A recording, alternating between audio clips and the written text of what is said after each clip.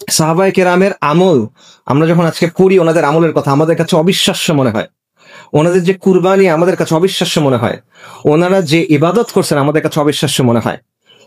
ওই সমাজের সবচেয়ে সম্মানিত মানুষ ছিলেন ওনারা। মক্কার সমাজে কুরাইশ আরবের মধ্যে সবচেয়ে সম্মানিত। সেই মক্কার মধ্যে ওনারা সম্মানিত ছিলেন। প্রথম দিকে সাহাবী যারা, মুহাজির সাহাবী যারা, সম্মানিত মানুষের জন্য সবচেয়ে কষ্ট হলো অপমান। সেই অপমান তাদেরকে সহ্য করতে হয়েছে, রাতারাতি অপমান। আগের দিন সম্মানিত মানুষ, পরের দিন ইসলাম গ্রহণ করছে, অপমানিত। উমর রাদিয়াল্লাহু আনহু, কুরাইশের সব গুরুত্বপূর্ণ আলোচনায় তাকে রাখা হতো, কিন্তু যেদিন উনি ইসলাম গ্রহণ করছেন বললেন, ওই দিন তার সাথে প্রকাশ্যে কাবার সামনে মারামারি হয়েছে। সকাল থেকে সূর্য মাথার উপরে উঠে যাওয়া পর্যন্ত। আপনারা শুনছেন এগুলা, আপনারা জানেন। তাদেরকে নিজের ঘরের মানুষ ঘর থেকে বের করে দিয়েছে। মুসআব ইবনে উমার রাদিয়াল্লাহু আনহু কোনো কিছু ছাড়া ঘর থেকে বের করে দেওয়া হয়েছে, পোশাক ছিল না ওনার।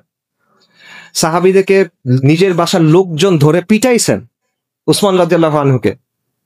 অসংখ্য এরকম ঘটনা। শুধু এটা না, সবকিছু ছেড়ে বিদেশে চলে যেতে হয়েছে। আবিসিনিয়ায় চলে গেছেন রিফিউজি হিসেবে, কোনো পরিচয় নাই তাদের আবিসিনিয়ায়। তাদেরকে মদিনায় যেতে হয়েছে রিফিউজি হিসেবে, ইনিশিয়ালি তো রিফিউজি হিসেবে, তো আশ্রিত হিসেবে যেতে হয়েছে তাদেরকে। তারপরেও শেষ হয় নাই, এরপর তাদেরকে লড়াই করতে হয়েছে নিজের বাপের সাথে, নিজের ভাইয়ের সাথে, নিজের পরিবারের সাথে। এই কুরবানি, এই আমল, এই ইবাদত তারা কিভাবে করছেন? কিভাবে সম্ভব এটা? এটা সম্ভব কারণ তাদের কাছে আখিরাতটা ইম্পর্টেন্ট ছিল। তারা দুনিয়াতে থাকতেন, তাদের শরীরগুলো দুনিয়াতে, কারণ তাদের ফোকাসটা আখিরাতের দিকে, তাদের চিন্তাটা আখিরাত নিয়ে, তারা মৃত্যু নিয়ে চিন্তা করতেন। এই কারণে দুনিয়াকে তারা এভাবে ঠেলে দিতে পারতেন। এই কারণে তারা এত কষ্ট করতে পারতেন, এত আমল করতে পারতেন। এবং নবী সাল্লাল্লাহু আলাইহি ওয়াসাল্লাম এইভাবে তাদের তাসকিয়া এবং তারা কি তারবিয়া করছিলেন, প্রশিক্ষণটা দিছিলেন যে তারা এটা যেন পারেন। এটা নবী সাল্লাল্লাহু আলাইহি ওয়াসাল্লাম কিভাবে করছেন? তিরমিজির একটা হাদিস আছে, এটার বাংলা আমি বলতেছি। নবী সাল্লাল্লাহু আলাইহি ওয়াসাল্লাম সেখানে বলতেছেন, দুনিয়া হলো অভিশপ্ত এবং দুনিয়াতে যা কিছু আছে সেটা হলো অভিশপ্ত, শুধুমাত্র আল্লাহ জিকির ছাড়া এবং ওই বিষয়গুলো ছাড়া যেটা আল্লাহর সন্তুষ্টির কারণ হতে পারে। ইমাম আল বাইহাকি শুআবুল ঈমানে একটা ঘটনা বর্ণনা করছেন আব্দুল্লাহ ইবনে মাসউদ রাদিয়াল্লাহু আনহু থেকে। নবী সাল্লাল্লাহু আলাইহি ওয়াসাল্লাম এবং সাহাবায়ে কেরাম একদিন রাদিয়াল্লাহু আনহুম একদিন বের হয়েছেন রাস্তায়। তারা হাঁটতে হাঁটতে একটা জায়গায় গেলেন, সেখানে গিয়ে তারা দেখলেন একটা মৃতদেহ, হাড়, পোশাক, মাথার খুলি। রাসূলুল্লাহ সাল্লাল্লাহু আলাইহি ওয়াসাল্লাম তখন বললেন, এই যে মাথার খুলি, এটার ভিতর একদিন চোখ ছিল, যে চোখ দিয়ে সে দেখতো। এটার ভিতরে একদিন জিভ ছিল, যে জিভ দিয়ে সে কথা বলতো। এটার ভিতরে একদিন কান ছিল, যে কান দিয়ে সে শুনতো। আজকে তার কি অবস্থা? তারপর নবী সাল্লাল্লাহু আলাইহি ওয়াসাল্লাম বলছেন যে এটাই হলো দুনিয়ার হাকিকা, এটা হলো দুনিয়ার বাস্তবতা, এটা হলো দুনিয়া একটা লাশ। এই ঘটনাটা নিয়ে, এটা সনদ নিয়ে কিছু কথা আছে, যায়িফ বলছেন অনেকে। বাকি আমরা তো কোনো হুকুম বলতেছি না। ওলামায়ে কেরাম বলছেন যে তারগিব এবং তাহরিদের জন্য, উৎসাহ দেওয়ার জন্য বা ফজিলতের জন্য এটা বলা যায়। তো এইভাবে নবী সাল্লাল্লাহু আলাইহি ওয়াসাল্লাম সাহাবায়ে কেরামের মনকে প্রস্তুত করছিলেন, তাদের অন্তরকে প্রস্তুত করছিলেন কিসের জন্য? এই দুনিয়াতে তাদের যে কাজ সেটার জন্য এবং আখিরাতের জন্য। এবং সাহাবাদের অবস্থা কিরকম ছিল? আল হাসান আল বাসরি রাহিমাহুল্লাহ উনি বলছেন যে সাহাবায়ে কেরাম এমন মানুষ ছিলেন যে তোমরা যদি তাদেরকে দেখতে, তোমরা বলতা এই মানুষগুলা পাগল। আর তারা যদি তোমাদের দেখতো, তাহলে তারা বলতো এই মানুষগুলা মুসলিম না। ঠিক আছে? হাসান আল বাসরি রাহিমাহুল্লাহ এটা কখনের কথা বলতেছেন? বেশি হলে তাবেঈনদের সময়ের কথা। মানে নবী সাল্লাল্লাহু আলাইহি ওয়াসাল্লামের থেকে এক প্রজন্মের ডিফারেন্স। সেই সময়ের মানুষের ব্যাপারে হাসান আল বাসরি বলতেছেন যে সাহাবায়ে কেরামকে দেখলে তোমরা বলতে এই মানুষগুলা পাগল, আর তারা যদি তোমাদের দেখতো তারা বলতো এরা মুসলিমই না। সাহাবায়ে কেরাম কেমন ছিলেন শোনেন। আমিরুল মুমিনিন উমর ইবনুল খাত্তাব রাদিয়াল্লাহু আনহুর সময়ের কথা। উনি মসজিদুন নববীতে বসে আছেন।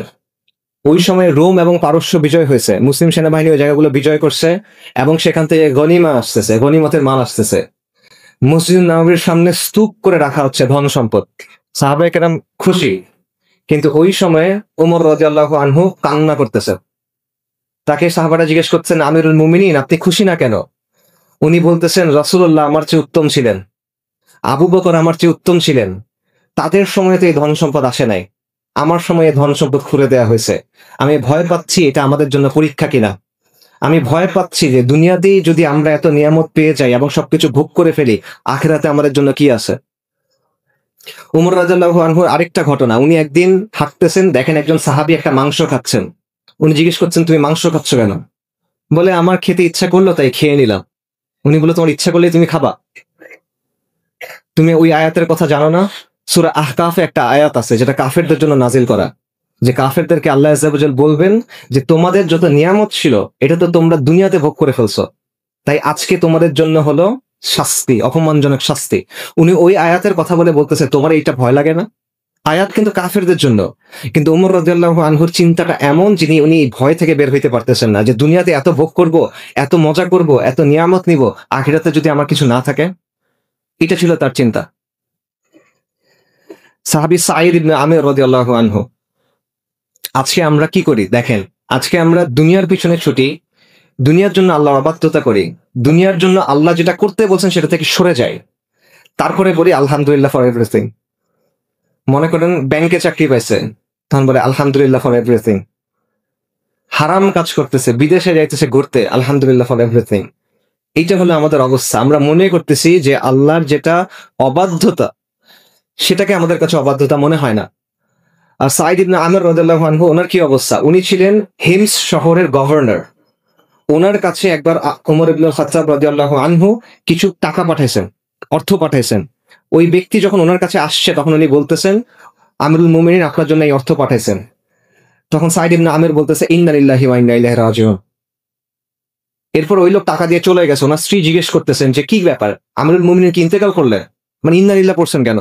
তোমরা যে না, এর চেয়েও খারাপ ঘটনা। কি এর চেয়ে খারাপ ঘটনা? যে দুনিয়া আমার ঘরের মধ্যে ঢুকে গেছে, এটা এর চেয়েও খারাপ ঘটনা। তারপর তিনি স্ত্রীকে বলতেছেন, আমি এই টাকাগুলো দিয়ে দেই? ওনার স্ত্রী বলছে, হ্যাঁ দিয়ে দেন। ওনার বাসার সামনে দিয়ে একটা বাহিনী যাচ্ছিল মুসলিমদের জিহাদের জন্য, উনি টাকা তাদেরকে দিয়ে দিচ্ছেন। সাঈদ ইবনে আমির রাদিয়াল্লাহু আনহুর ব্যাপারে ওই শহরের মানুষ 4টা অভিযোগ দিয়েছেন উমর রাদিয়াল্লাহু আনহুর কাছে। 4টা অভিযোগ। প্রথম অভিযোগ, এই ব্যক্তি সকালে দেরি করে আসে। অভিযোগ নাম্বার 2, রাতের বেলা তাকে পাওয়া যায় না।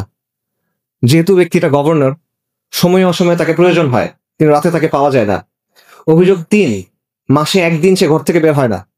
অভিযোগ নাম্বার 4, এই ব্যক্তি হঠাৎ হঠাৎ অজ্ঞান হয়ে যায়। উমর রাদিয়াল্লাহু আনহু তার কাছে জানতে চাইলেন যে কি ব্যাপার, চিসলিকে জানতে চাইলেন, ব্যাখ্যা চাইলেন। তখন সাঈদ ইবনে আমর রাদিয়াল্লাহু আনহু বললেন, প্রথম অভিযোগ, আমি সকালে দেরি করে যাই, অভিযোগ সত্য। কেন সত্য? কারণ আমার বাসায় কোনো কাজের লোক নাই, বাসার কাজগুলো শেষ করে তারপর আমাকে আসতে হয়। এটা ওই শহরের গভর্নর, কিন্তু একটা শহরের গভর্নর, প্রদেশের গভর্নর, একটা শহর না আসলে, একটা প্রদেশের গভর্নর। দ্বিতীয় অভিযোগ, রাতে তাকে পাওয়া যায় না, অভিযোগ সত্য, রাতে আমাকে পাওয়া যায় না, কারণ দিনে আমি মানুষকে সময় দিই, রাতে আমি ইবাদত করি, কারণ আমার নিজের জন্য এই সময়টা আমার রাখতে হয়। তৃতীয় অভিযোগ, মাসে একদিন আমি বের হই না, কথা সত্য, অভিযোগ সত্য, কারণ আমার পোশাক একটা, ওই দিন আমি পোশাকটা ধুই এবং শোকাই, এই জন্য আমি বের হইতে পারি না। আর চতুর্থ অভিযোগ, আমি মাঝে মাঝে অজ্ঞান হয়ে যাই, অভিযোগ সত্য। কেন অভিযোগ? এটা কেন হয়? কারণ নবী সাল্লাল্লাহু আলাইহি সাল্লামের একজন সাহাবী ছিলেন, খুবাইব ইবনে আদি রাদিয়াল্লাহু আনহু। মক্কার কুরাইশ ওনাকে বন্দী করে নির্যাতন করে হত্যা করছিল, এবং তখন খুবাইব রাদিয়াল্লাহু আনহু একটা অভিশাপ দিয়েছিলেন উপস্থিত সবাইকে। তো ওই সময় সাঈদ রাদিয়াল্লাহু আনহু তখন ইসলাম গ্রহণ করেন নাই, তিনি ওখানে উপস্থিত ছিলেন। তো এই ঘটনা ওনার যখনই মনে হয় উনি অজ্ঞান হয়ে যান। তো এই হলো তার অবস্থা। আরেকজন সাহাবীর কথা শুনে, সালমান আল ফারিসি রাদিয়াল্লাহু আনহু, বিখ্যাত সাহাবী। সালমান আল ফারিসি ছিলেন ইরাকের মাদিয়ান এই প্রদেশের গভর্নর। উনি যখন গভর্নর ছিলেন, ওনার পোশাক ছিল এমন একটা জুব্বা যেটা হাঁটুর একটু নিচে পর্যন্ত যায়, এর বেশি নিচে যায় না।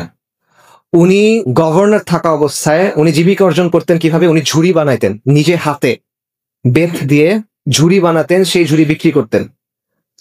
উনি চলাফেরার জন্য একটা খচ্চর ব্যবহার করতেন। সাধারণত সম্মানিত মানুষ খচ্চর ব্যবহার করবে না, ঘোড়া ব্যবহার করবে। উনি খচ্চর ব্যবহার করতেন, এটা নিয়ে বাচ্চারা হাসি ঠাট্টা করতো। উনি চুপচাপ থাকতেন, উনি হাসতেন। ওনার অবস্থা এমন যে ওনাকে দেখে বোঝা যায় না। এক লোক শহরে ঢুকছে, ওনাকে ডেকে বলছে, এদিকে আসো, এই যে আমার গাধার পিঠে কিছু মালসামান আছে, এগুলো একটু নামায় দাও।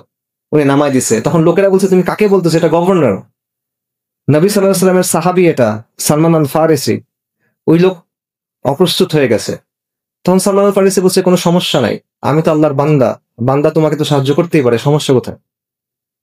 সালমান আল ফারিসির বাসা ছিল না অনেক দিন। এক ব্যক্তি তাকে বারবার বলতো, ইয়া সালমান আপনি একটা ঘর বানান, আপনি একটা ঘর বানান। সে শুনে রাজি হয়েছে, আচ্ছা ঠিক আছে আমার ঘর লাগবে, ঘর বানায় দিবা। কিন্তু আমার ঘর কিরকম হবে বলো দেখি? ওই লোক বলছে, আমি জানি আপনার ঘর কেমন হবে। আপনার ঘর হবে এমন যে আপনি যদি সোজা হয়ে দাঁড়ান আপনার মাথা ছাদে বাড়ি খাবে, আর আপনি ঘুমানোর সময় যদি পাশ ফিরেন আপনি দেয়ালের সাথে বাড়ি খাবেন। এটা হলো বাসা, এটা হলো গভর্নরের বাসা। সালমান আল ফারিসি মৃত্যুর কথা চিন্তা করে অনেক কান্না করতেন। তখন মানুষ তাকে জিজ্ঞেস করতো, আপনি কি মৃত্যু ভয়ে কান্না করতেছেন? তুমি স্যার, মৃত্যু ভয়ে কান্না করতেছি না, আমার কাছে এটা খারাপ লাগতেছে যে আমার কাছে এত ধন সম্পদ, আমার কাছে এত জিনিসপত্র। নবী সাল্লাল্লাহু আলাইহি ওয়াসাল্লাম যখন ইন্তেকাল করছেন তখন তো তার কাছে এত জিনিস ছিল না। তো আখিরাতে তার সামনাসামনি হলে আমি কি বলবো? এই জন্য উনি কান্না করতেন। ওনার কাছে এত জিনিসপত্র কি জানেন? 3টা জিনিস, একটা লাঠি, একটা কম্বল, একটা পানির পাত্র। এই হলো এত জিনিস যেটার জন্য উনি ভয় পাচ্ছেন। ওনার কাছে আরেকটা জিনিস ছিল, 4 নাম্বার জিনিস, দামি জিনিস। ওনার কাছে দামি মিস্ক ছিল, আতর ছিল, কিন্তু এই আতর উনি ব্যবহার করতেন না। যখন ওনার মৃত্যুর সময় আসছে তখন ওনার পরিবারকে বলছেন, আমার দামি আতরটা এখন নিয়ে আসো, আমার মেহমানদের জন্য এই আতর প্রস্তুত করো। তারপর উনি বলছেন যে আমার চারপাশে এই আতর ছড়ায় দাও, কারণ আজকে ফেরেশতারা আমার কাছে আসবেন। এইভাবে উনি মৃত্যুর জন্য প্রস্তুতি গ্রহণ করছেন।